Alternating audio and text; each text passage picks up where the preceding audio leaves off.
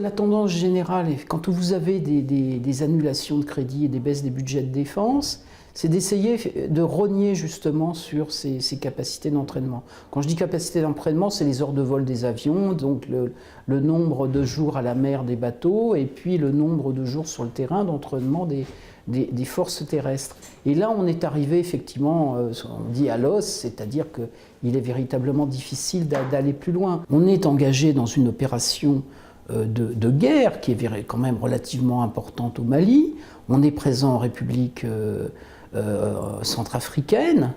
Il y a quand même cette crise ukrainienne avec quand même des inquiétudes sur une éventuelle résurgence de la menace russe. Donc on n'est pas dans une période de stabilité absolue. Et puis on a la crise en Syrie.